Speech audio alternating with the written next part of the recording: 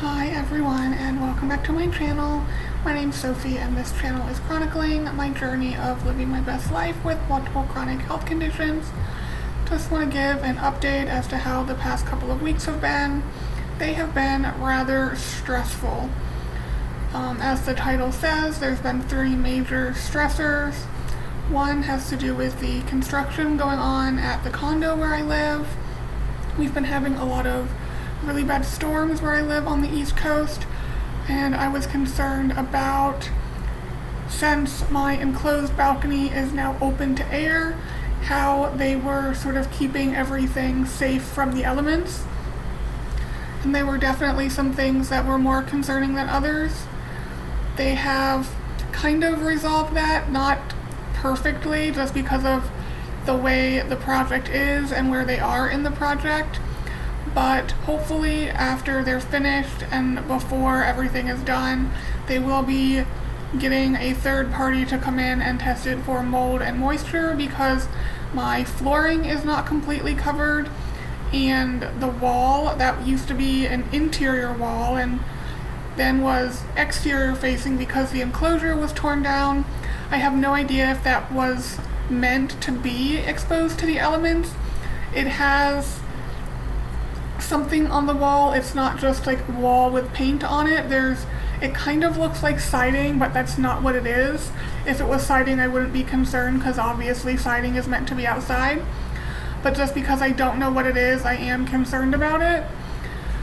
So hopefully the test comes back and everything is fine, but if not, that will be on the condo to fix, because their contractors are the ones that didn't protect my property. I really hope everything is okay though.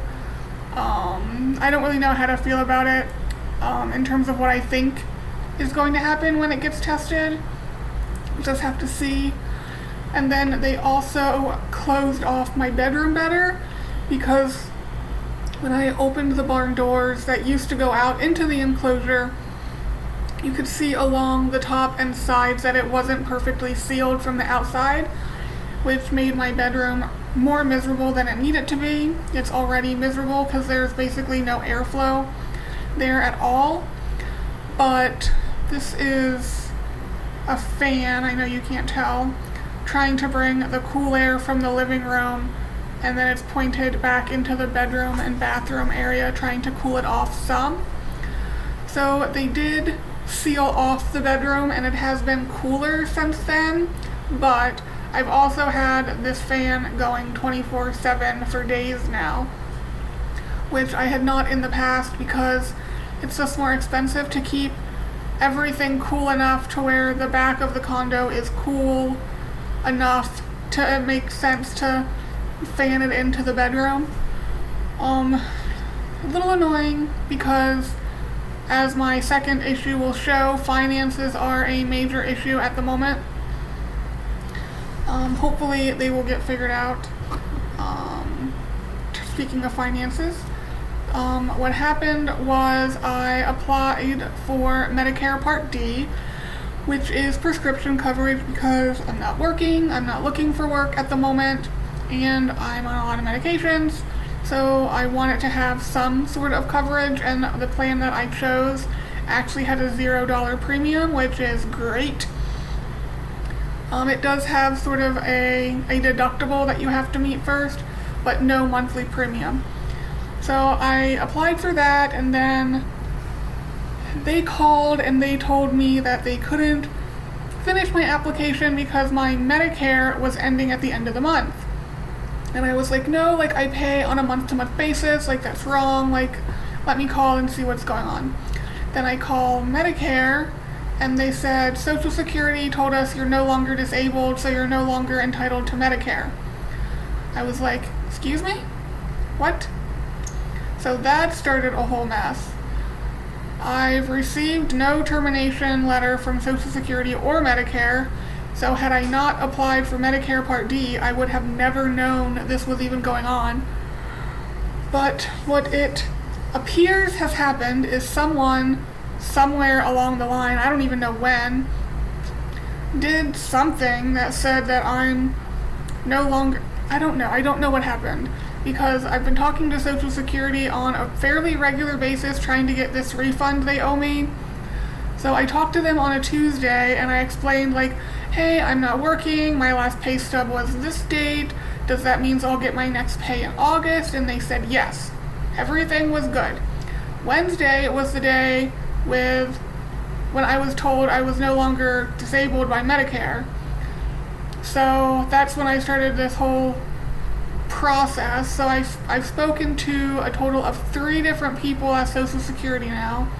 1 local on the phone, 1 national on the phone, but she hung up on me, so I don't know if I should count her or not. Nothing was really done. No progress was made during that phone call. And then I went in person on Friday as well. And no one seems to understand the extended period of eligibility, which is rather concerning. So what's supposed to happen during that 36-month period, which mine goes until August 26th, any month you make above what they consider substantial gainful activity, which is $1,620 per month gross, you don't get your SSDI payment. You're still disabled. You still can pay your Medicare premium out of pocket, which I've been doing. But if you make above $1,620, you don't get any SSDI check. If you make below that, you do. That's what's supposed to happen. I don't know why it's not happening. I don't know why no one seems to understand this. I've literally read their policy to them and was told by everyone I've read it to that it was wrong. So it's rather scary when you think about it. When I went in person, she was one of the ones who said when I read her the policy, like, no, that's wrong. And I mean, what do you do from there? Like, if they're saying their own policy is wrong, like, there's nothing I can do after that. And so I'm like, okay, fine, like, then what do I need to do then to get my benefits back? And she said I needed to apply for expedited reinstatement, which is wrong. That is for after the extended period of eligibility. If you were working for, I don't know, let's say a year afterwards, and then because of your health you had to stop working, you can then apply for expedited reinstatement within like a 5-year period. But that's not where I am in the process of SSDI right now. I am still in extended period of eligibility, so none of this should need to happen. And I was like, okay, fine. You know, like, just trying to keep my benefits. And since I'm sort of going through that process, or I'm scheduled to go through the process, my benefits will continue. So that's really important. I'm still hoping to get it resolved before my appointment, which is July 2nd. But I'm not really holding my breath on that. What I have done to try to not have to go through the appointment is I have sent a letter to the office manager at my local Social Security basically saying, look, I'm within my extended period of eligibility. I should not have to go through this process. Here's the policy. Here's the date of the letter that Social Security sent me saying that I was still in this period until August of 2026. This should not be happening. Here's my last pay stub. Here's my separation email. So that, I've also reached out to the caseworker, the constituent caseworker from my U.S. representative's office, and they should be calling me early next week. And then if I haven't heard anything by mid to late next week, what I will do is I will call the national office and sort of ask, hey, I'm scheduled for this appointment. I have no idea what to expect because I shouldn't have this appointment. Can you tell me what to expect? And then maybe they can fix it. But yeah, so different levels of things going on. Hopefully it's situated before July 2nd because this is ridiculous. But that's going on, and then, this is a little long. Lastly, on Friday, I had a sandwich from a national sandwich chain. They had a buy one, get one free, and it did not go well. I don't know, I think I might have had like a minor case of food poisoning because it's my stomach still hasn't recovered. I originally thought it was the berberine that I took, which I've taken in the past, and it didn't cause any vomiting, but there was definitely vomiting on Friday. So it's acting more like a minor case of food poisoning than a negative reaction from the berberine, which should not last this long. So still dealing with that, which means I've been having to eat a lot of like bland food, like not high fat, just basically not what I was eating before, which is a bummer because I still want that type of food. Like I don't really want the like ramen noodles, or I'll eat the mashed potatoes, but like that's not what I really want.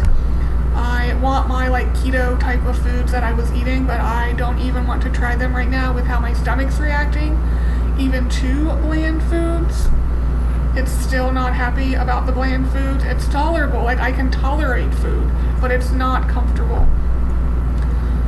Hopefully that continues to get better, but that has been kind of like the last week, actually. Like this was all happened in last week. I'm recording this on June 22nd, so all of this started, well, I guess the last couple weeks. I noticed stuff with the condo a couple weeks ago, but it's been stressful. That's gonna do it for this one. I am really sorry it is so long. No idea what will be the next one. Hopefully an update as to the Social Security saga. I will update you guys as soon as something gets resolved there. But other than that, I hope you are having a good day whenever it is you are seeing this, and I will see you in the next one. Bye guys.